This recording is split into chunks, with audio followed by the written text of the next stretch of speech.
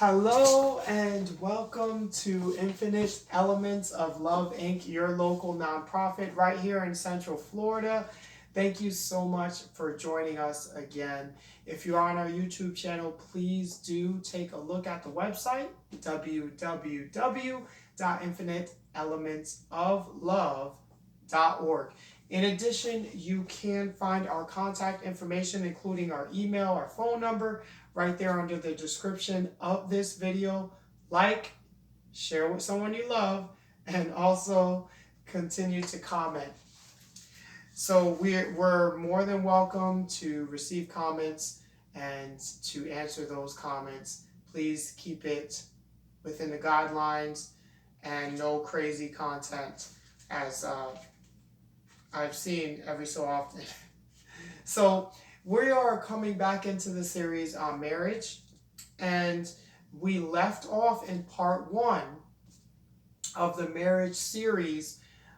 Basically, we're trying to look at the biblical stance of what a biblical marriage is. So we're talking about how God, Elohim, Yahushua, brought Eve to Adam. So he initiated, he brought Eve to Adam, not Adam to Eve, because Eve had the power to choose and initiate contact with Adam. So woman had this position at the beginning. And those things changed as the fall of man happened. Where now men have got it where they're chasing after women and they're speaking all this stuff to them, and then they convince them to be with them and all these other different things. And that wasn't really the way it was before. That's not how God Elohim set it up to be. The woman was the one who was able to make that decision for herself, that she wanted, being led by God, Elohim Yahushua, that she wanted to be with this person. So now that we've established that, we're going to start back there in just a moment. We're going to get into the other definitions that we did not talk about yet in the other video. The definitions that we did talk about, just as a preview, were marriage according to the dictionary. We used the Webster's dictionary. Then we had talked about briefly, and we're still talking about, biblical marriage. And then we talked about the difference between a marriage ceremony, right? And then we talked about a marriage covenant, right? These were the main terms. I did want to mention that there is one other term we didn't talk about last time, and that is one flesh, oneness. The companionship that they had before man fell into sin, before the fallen state of man. So there was a relationship that was higher than what we have now. Obviously, we can see there were already some differences. Eve was the one who initiated contact. Eve was the one who had all the opportunity to decide and to see and to be joined with Adam. Now, not so much so. So that's one part that changed. But what we want to see is really the fact that there is a different type of relationship that's not considered just marriage, is considered being one flesh. Jesus, Yahushua, talks about it in the New Testament. He brings people back to that understanding.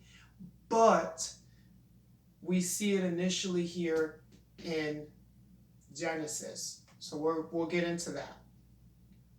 So we, just as another term, that oneness of companionship that's eternal. Adam and Eve weren't made to die. They would have been in that relationship even right now, forever. That's a beautiful companion right there. So I heard one guy mention it as the eternal companion. type of relationship. So we talked about the difference between all of those things. And then we also talked a little bit about the virgin.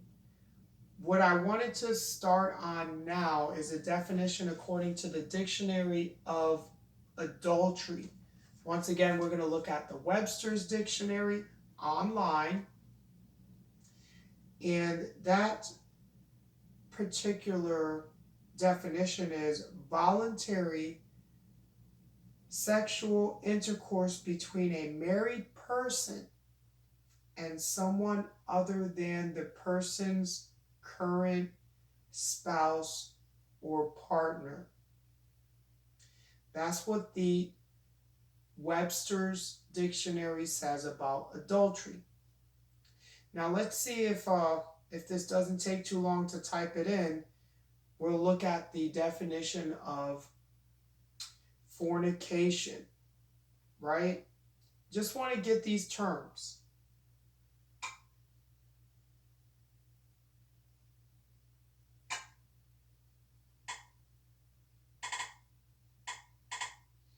So fornication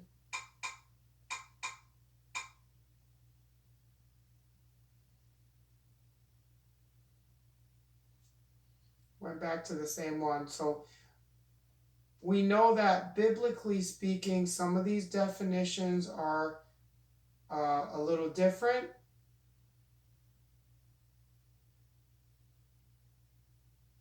But our main point here is to get an idea of what some of these definitions might be.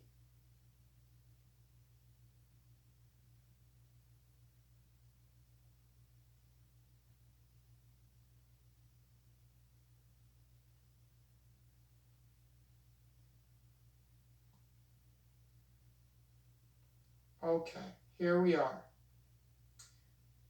Sorry for the delay here. Seems to be a delay in the typing.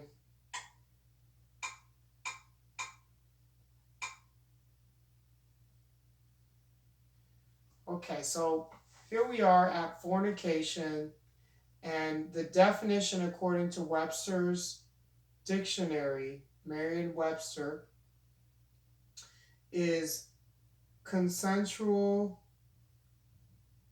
consensual sense to sexual intercourse between two persons not married to each other.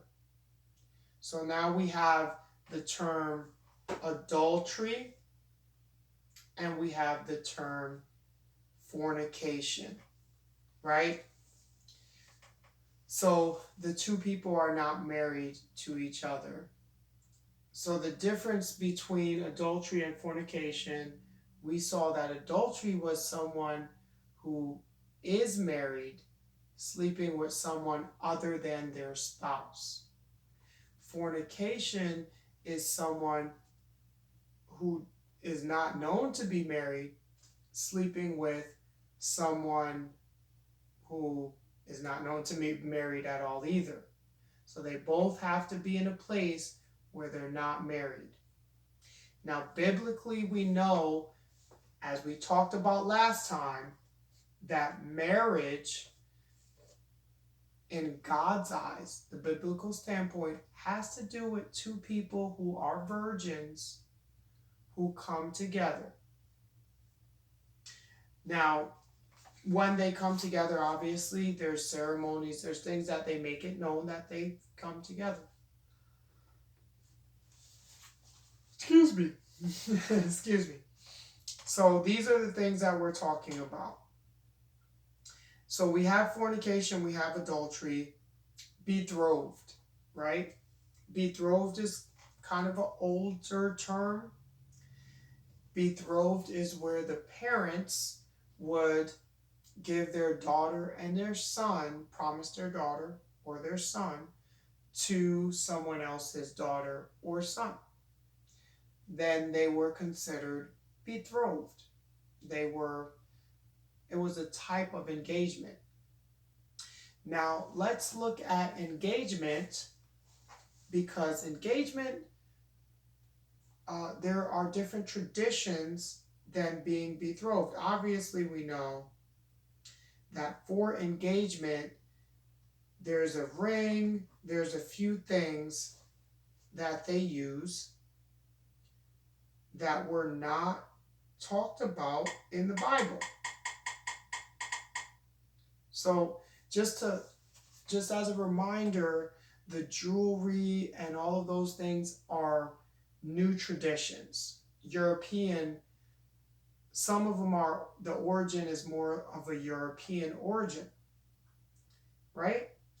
So engagement is what they basically would call the new betrothal process, right?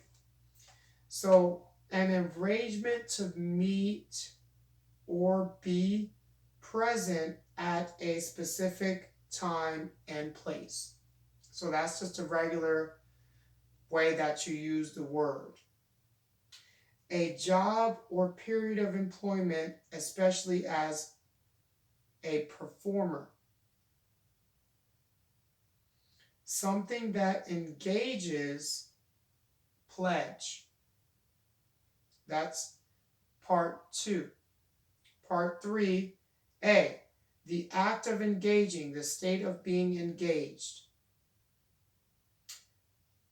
3B, emotional involvement or commitment. And 3C, betrothal. So what I was saying before is a type of betrothal, but it's slightly different than the culture of Israel. Now, it's different. The state of being in gear.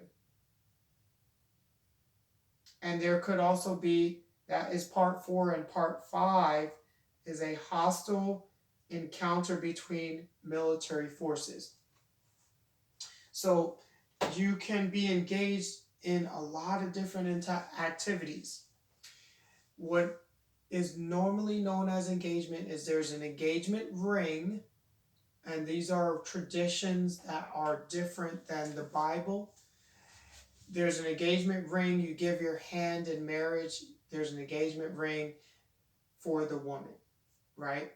And once she has that ring, she knows that at some point that person is going to set up the marriage ceremony. And we talked about the marriage ceremony in the last video. All right? So please do, if you're following the series, if you have any questions, you can contact us, or you can go back and also see some more information in part 1. All right? So we talked about adultery, we talked about fornication, and we talked about betrothal. And just like we mentioned, betrothal is also a type of engagement. Now, engagement deals with jewelry. Betrothal necessarily in the Bible did not have that same tradition. So there was no engagement rings. Sorry, ladies. There was no fancy jewelry. The only time we see that is maybe when they go to find Rebecca, which was a wife for one of the sons of, who was it? Isaac, Abraham. Around there, they go to find a son for Isaac. A wife for Isaac, and her name was Rebecca. And so they had a bracelet that they gave Rebecca. So that's the first time we really see anything to do with jewelry.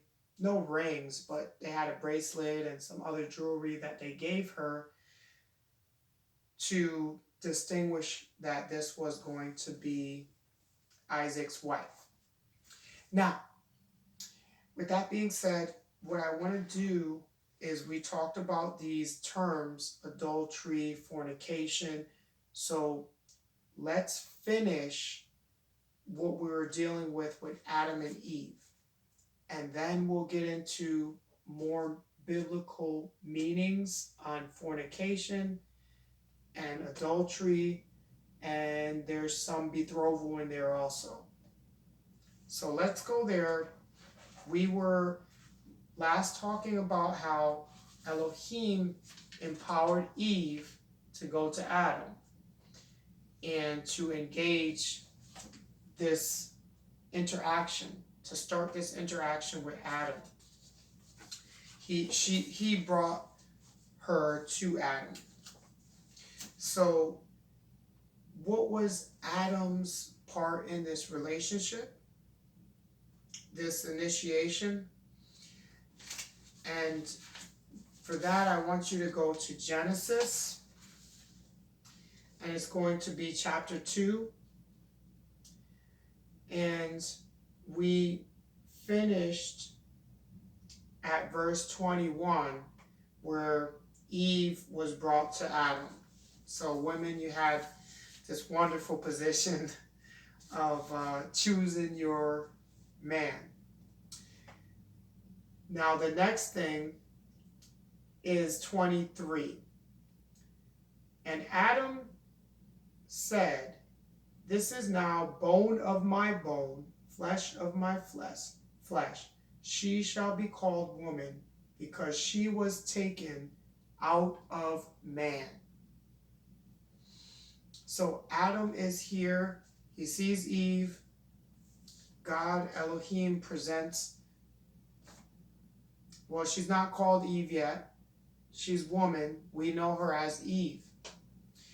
But initially, she did not have a separate name from Adam. Adam was man and she was woman, but the name was still Adam. So this was the one flesh thing that he's talking about. It's a different relationship than what we see now. So this was a very, very beautiful and very coordinated, positive, powerful relationship and bond that is talked about this. It was heavenly. When we fell from heaven, we got what we have now, marriage. But it's supposed to duplicate what God has showed us, Elohim is showing us. Right here is we're supposed to become that one flesh. Now, with that being said, I just want to remind you, when Adam's talking about all these things, God has already given him the commandment, Elohim Yahushua, to be fruitful and multiply. And Adam knows that, and Eve was part of Adam, so she understands that. But what's interesting is that Adam is not just stating this, but he's actually partaking in this moment. And you'll see that here in just a second by the terms that are used. So she wasn't called Eve yet. She was called woman, but the name was still Adam. There was still one flesh, one name. Totally different type of relationship, or a better relationship than what we have nowadays. So Adam gets into a little more detail in verse 24. He says, "Therefore a man shall leave his father and mother and be joined to his wife, and they shall become one flesh." So as he's stating these things, he's not giving any new news to God, Elohim Yahushua. God knew what he was doing. God knows the beginning from the end. He is talking to woman. He is speaking to woman, and he is speaking to his own flesh. And he's speaking of what he's actually doing at this time. They've already gone through a slight betrothal process, because God, Elohim Yahushua, is bringing her to him. And now he's talking about what it means, the relationship, what it means to be a husband and a wife, what it means to be a wife. They become one flesh. That is that consummation. Also, you see one flesh when you talk about a man and a woman coming together, having a child. Their DNA becomes one person, combines and becomes one person. So Adam is giving all this knowledge. He's speaking all this knowledge. So next we see in verse 25, and they were both naked, the man and his wife, and they were not ashamed. Very important when we get into the other scriptures that talk about nakedness. Maybe not in this video, but once we get into those scriptures, you'll see that when you see someone's nakedness, it doesn't mean that you're looking at them naked. It means that you're actually laying with that person. So when he tells you don't look at your dad, your mom's nakedness, don't look at your brother's wife's nakedness, because that's her nakedness, or your niece, because that's your brother's nakedness. So you're not supposed to lay with these people. He's talking about incest, and looking at their nakedness meant that you were actually laying with them. So when it talks about them being naked and not ashamed, they were laying with each other and they were not ashamed of what they were doing. In addition, it says right here that the man and his wife. So we know Adam just finished talking about what it means to be a husband, or what it means to be a man and have a wife and to become one flesh. But he's calling woman, hasn't called her Eve yet, but he has called her wife. Now, the only way we know that marriage works is that it's consummated. So Adam's not lying. They actually have already in this process done what they were created to do, and they were not ashamed of what they were doing at all. And once again, this is his wife because they've already consummated, not because Adam's lying, but because they've already done what they had to do. Now, if you're asking where the children are, they were already in a state of glorified body, and so they were created in the image of God, Elohim Yahushua. So any children that they had before they fell into sin would have been considered sons of God, just like Adam was considered one of the first sons of God, Elohim Yahushua. Talks about that in the New Testament, where Paul says he was the first, he was the first type of son, but he fell into sin. So now, just as a reminder, he was created and he was kind of born because God breath of life into him from his mouth into Adam. So he was kind of born, but he was created. So there's still a firstborn. I want you to remember that there's still a firstborn, and Jesus, Yahushua, is the firstborn of all creation. Adam was the first created, and he had a type of birth because God breathed life into him. So once again, these children that they would have had would not be recorded under the lineage of Adam after the man had fallen. These were people, they were given the Spirit of God, Elohim. They were born of God's image, God's body, Elohim, and they would have been considered sons of God, Elohim. So when you look later on in the Bible, you won't be confused when you look in Genesis chapter 6 and you say, where did the sons of God come from? Elohim, Yahushua. You'll see them. They only came from one place. Otherwise, there'd be another story of Adam and Eve. Or not Adam and Eve, maybe Yahushua and someone else. There'd be another story of how God created another son. But no, that's not what happens. You can clearly see that Adam and Eve were doing their duty and what they were commanded to do before they fell. So there were not any sons they weren't going to be named under Adam and Eve, especially after they fell. They would have been sons of God, Elohim, Yahshua. So we will talk about that in more depth, probably in some future videos. But we want to focus in on marriage. So our next point, after now we see that they have been together. This is his wife now. We want to see something is where did the change come when this beautiful relationship of oneness, being one flesh, where did that come? It came after the fall of man. So we see this in Genesis chapter 3.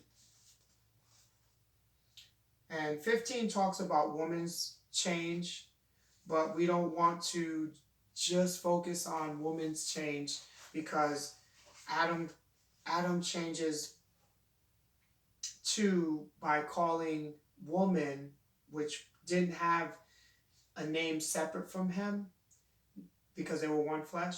Now he gives her a name. For the first time, you're going to see that she gets a name. So if you look at Genesis chapter 3, verse 20. And Adam called his wife's name Eve because she was the mother of all living.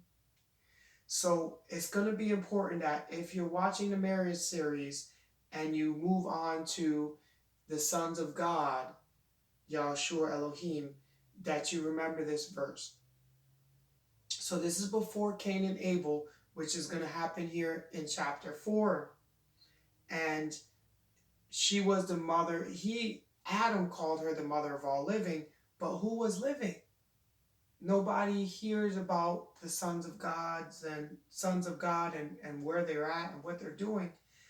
But she's called a wife, meaning that they had to consummate right here in chapter 2.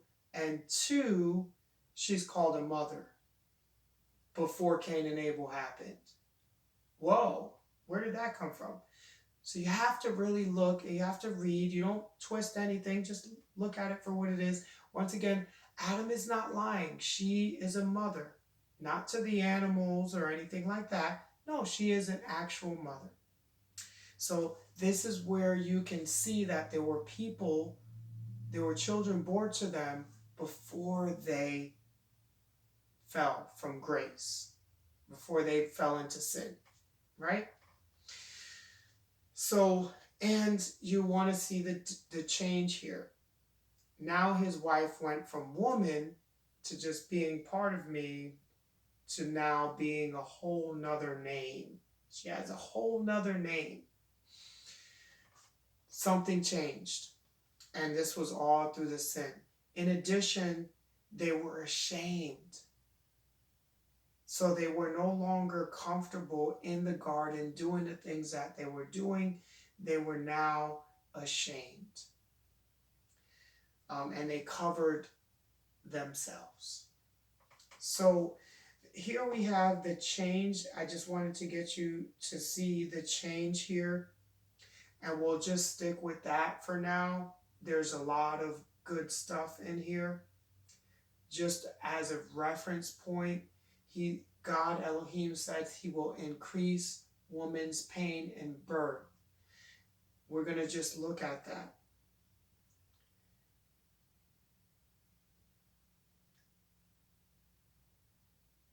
Okay, so to woman he said, I will greatly multiply your sorrow and your conception. In pain shall you bring forth children. Your desire shall be for your husband, and he shall rule over you. So this Now, I just want to remind you this once again does not give man the right to treat woman any kind of way. But I do want to say here that because of the fall, this has happened. This is not the way it was in the garden. I kind of mentioned that in the last video. This is because of the fall. You know, woman served man this fruit, and she kind of took a position of God Elohim Yahushua, who is the one who usually provides all the food in the garden and tells you what to eat. So this punishment kind of replicated the actual sin that was there, where you're trying to be in this position where you're giving and you're serving, but God is really Elohim Yahushua. He's really the one who holds that position. And so he was upset about this stepping out of order that happened.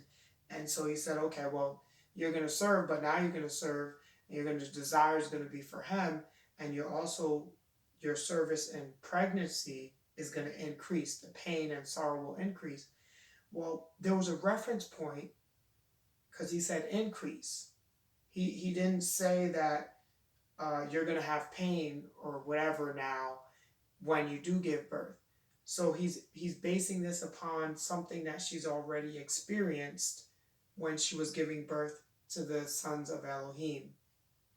Not by, once again, not by my words, but by the Bible. Everything God Elohim says clearly shows what he's doing here.